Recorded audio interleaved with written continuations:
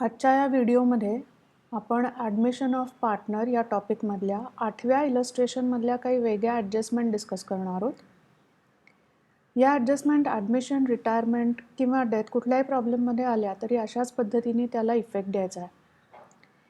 या प्रॉब्लेममध्ये असेट साईडला तुम्हाला ॲडव्हर्टाइजमेंट सस्पेन्स अकाउंट दिसतंय. काही वेळेला ॲडव्हर्टाइजमेंट एक्सपेन्स हा डिफर्ड रेव्हेन्यू एक्सपेन्स असतो. याचा अर्थ यावर्षी जरी तुम्ही एक्सपेन्स इन्कर केला असेल तरी त्याचे बेनिफिट तुम्हाला पुढचे 2-3 वर्ष मिळत राहतात. म्हणून हा एक्सपेन्स आपल्याला त्याच वर्षी राईट ऑफ करता येत नाही. पुढच्या 2-3 वर्षामध्ये तो राईट ऑफ करायचा असतो. अशा वेळेला करंट इयरशी रिलेटेड जो एक्सपेन्स आहे तो आपण प्रॉफिट अँड लॉस अकाउंटमध्ये दाखवतो आणि उरलेला जो आहे तो deferred revenue expense advertisement suspense account म्हणून दाखवला जातो. आता या ॲडव्हर्टाइजमेंट सस्पेन्स अकाउंटचा बॅलन्स तुम्हाला ओल्ड पार्टनर्समध्ये डिस्ट्रीब्यूट करायचा आहे. जसं असेट साईडला तुम्हाला इथे P&L अकाउंट दिसतं आहे, तोही बॅलन्स आपण ओल्ड पार्टनर्समध्ये डिस्ट्रीब्यूट करतो. त्याच पद्धतीने ॲडव्हर्टाइजमेंट सस्पेन्सचा बॅलन्स तुम्हाला ओल्ड पार्टनर्समध्ये डिस्ट्रीब्यूट करायचा आहे. इथे जर तुम्ही बघितलं तर पार्टनर्स कॅपिटल अकाउंटच्या डेबिट साईडला आपण टू ॲडव्हर्टाइजमेंट सस्पेन्स असं लिहून 12,000 जो बॅलन्स होता तो ओल्ड पार्टनरमध्ये त्यांचा जो रेशो आहे 2:1 त्याच्यामध्ये डिस्ट्रीब्यूट केलेला आहे. आता दुसरी ॲडजस्टमेंट बघूया. त्यांनी लायबिलिटी साईडला इन्व्हेस्टमेंट फ्लक्च्युएशन रिझर्व दिलेला आहे. इन्व्हेस्टमेंट फ्लक्च्युएशन रिझर्व हा फ्युचरमध्ये इन्व्हेस्टमेंटच्या व्हॅल्यूमध्ये होणारं रिडक्शन जे असतं त्यापासून फर्मला प्रोटेक्ट करतो.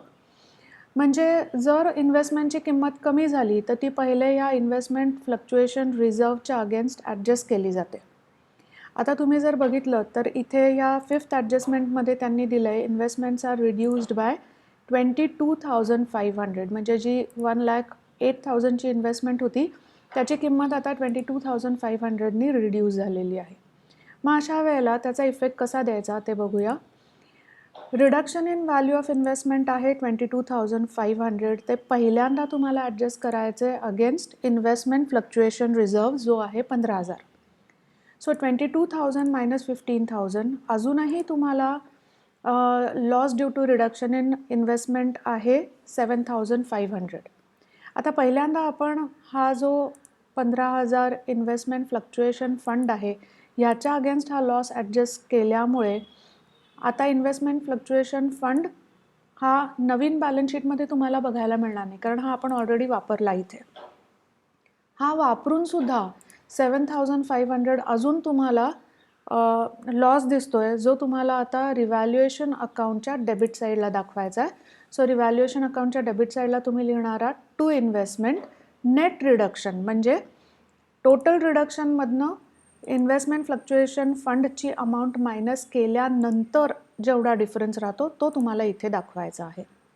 सो अशा पद्धतीने कधीही इन्व्हेस्टमेंट आणि इन्व्हेस्टमेंट फ्लक्च्युएशन फंड दिलेला असेल तर रिडक्शन जर झालं असेल इन्व्हेस्टमेंटच्या व्हॅल्यूमध्ये तर ते नेहमी आधी इन्व्हेस्टमेंट फ्लक्च्युएशन फंडच्या अगेन्स्ट ॲडजस्ट करायचं आणि तरीही जो बॅलन्स राहतो तो आपल्याला रिव्हॅल्युएशन अकाउंटमध्ये दाखवायचा असतो.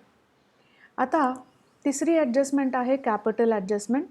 या प्रॉब्लेममध्ये 7वी जी ॲडजस्टमेंट आहे इथे त्यांनी म्हणलेलं आहे की capital of Adil and Sameer to be adjusted taking Raju's capital as the base. Adjustment of capital to be made through cash account. याला कॅपिटल ॲडजस्टमेंट असं म्हणलं जातं.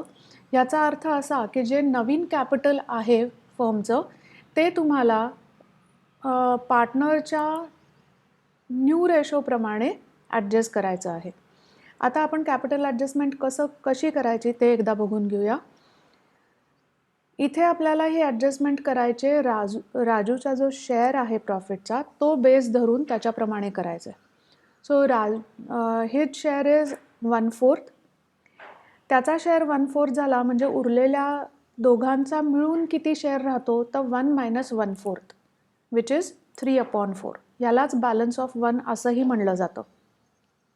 आता आदिलचा न्यू शेअर जर आपल्याला कॅल्क्युलेट करायचा असेल तर तो आपण कसा कॅल्क्युलेट करतो. Adil's old share into balance of 1 म्हणजेच 2/3 इंटू 3/4. सो आदिलचा नवीन शेअर झालेला आहे 2/4. याचप्रमाणे समीरचा न्यू शेअर आपण कॅल्क्युलेट करणार आहोत. समीरचा old share into balance of 1 which is 1/3 into 3/4. याचा आन्सर आहे 1/4. म्हणजेच न्यू प्रॉफिट शेअरिंग रेशो झालेला आहे 2:1:1. आता नवीन जे कॅपिटल आहे फर्मचं ते तुम्हाला या रेशोमध्ये डिस्ट्रीब्यूट करायचं आहे. त्यासाठी आपण आधी नवीन कॅपिटल जे आहे ते कॅल्क्युलेट करूया. नवीन कॅपिटल कॅल्क्युलेट करण्यासाठी सुद्धा नवीन पार्टनरनी जेवढं कॅपिटल आणलेलं आहे तो बेस धरला जाईल.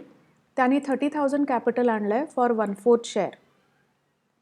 म्हणून टोटल कॅपिटल कसं कॅल्क्युलेट करायचं, तर त्यांनी आणलेलं capital into reciprocal of his share. 1/4चं रेसिप्रोकल झालं 4/1. सो आपण 30,000ला 4नी मल्टिप्लाय केलं विच इज 1,20,000. आता हे टोटल कॅपिटल झालं 1,20,000 जे तुम्हाला या रेशोमध्ये दाखवायचं आहे 3 पार्टनर्सचं. आदिलचं कॅपिटल झालं 1,20,000 इंटू न्यू शेअर जो आपण 2/4 कॅल्क्युलेट केला होता. त्यांनी या न्यू कॅपिटलला आपण मल्टिप्लाय केलं. त्यानंतर आपल्याला त्याचं नवीन कॅपिटल मिळालं जे आहे 60,000. त्याचप्रकारे समीरचं नवीन कॅपिटल येणार आहे 1,20,000 into his new profit share which is 1/4. So 1,20,000 into 1/4 30,000. आणि राजूचं कॅपिटल आपल्याला माहिती आहे विच इज ऑलरेडी 30,000. आता ह्या तिघांचं हे जे कॅपिटल आपण कॅल्क्युलेट केलेलं आहे ते आपल्याला कॅपिटल अकाउंटच्या डेबिट साईडला क्लोजिंग बॅलन्स म्हणून दाखवायचं आहे. So to balance carried down म्हणून आपण इथे तिघांचंही कॅपिटल दाखवणार आहोत. हेच कॅपिटल ऑब्व्हियसली न्यू बॅलन्स शीटमध्येही तुम्हाला लायबिलिटी साईडला दाखवायचं आहे. आता हा क्लोजिंग बॅलन्स दाखवल्यानंतर तुमचं राजूचं जे कॅपिटल अकाउंट आहे ते ऑटोमॅटिकली टॅली होणार आहे. पण आदिल आणि समीरचं कॅपिटल अकाउंट तुम्ही क्लोज कराल तेव्हा त्याच्यामध्ये डिफरन्स दिसेल तुम्हाला. आणि तो जो डिफरन्स आहे तो आपल्याला टू कॅश म्हणजेच कॅशला ट्रान्सफर करायचा आहे. तो डिफरन्स जर तुम्हाला क्रेडिट साईडला दिसला तर इथे बाय कॅश आपण लिहिणार आहोत. तो डिफरन्स डेबिट साईडला दिसला तर टू कॅश लिहिणार आहोत. हा डिफरन्स कसा फाइंड आउट केला आपण, तर फॉर आदिलची आपण क्रेडिट साईडची ही टोटल घेतलेली आहे जी आली 1,20,900. त्याची डेबिट साईडची टोटल घेतली. डेबिट साईडची टोटल घेताना तुम्हाला ह्या पहिल्या 4 अमाऊंट्स आणि 60,000 ह्याची टोटल तुम्ही घेणार आहात विच इज 89,000. सो ह्याच्या क्रेडिट बॅलन्समधनं डेबिट बॅलन्स आपण मायनस केला. डिफरन्स आला 31,900. डेबिट साईडची टोटल कमी होती त्यामुळे हा डिफरन्स आपल्याला डेबिट साईडला लिहायचा आहे जो आपण इथे लिहिलेला आहे. समीरची सुद्धा क्रेडिट साईडची टोटल येते आहे 64,050 आणि त्याची जर डेबिटची टोटल तुम्ही बघितली तर पुन्हा या पहिल्या 4 अमाऊंट्स आणि 30,000 असं मिळून 44,500 अशी त्याची डेबिट टोटल येते. या दोनमधला डिफरन्स आहे 19,550. आता 19,550 हा डिफरन्स आपण कुठे दाखवणार, तर परत इथे डेबिट साईडला, कारण डेबिट साईडची टोटल कमी होती, इथे दाखवून ह्या दोन्हीला आपण टू कॅश असं म्हणणार आहोत. हा जो डिफरन्स आपण इथे दाखवतोय तो तुम्हाला कॅश अकाउंटमध्येही ॲडजस्ट करायचा आहे.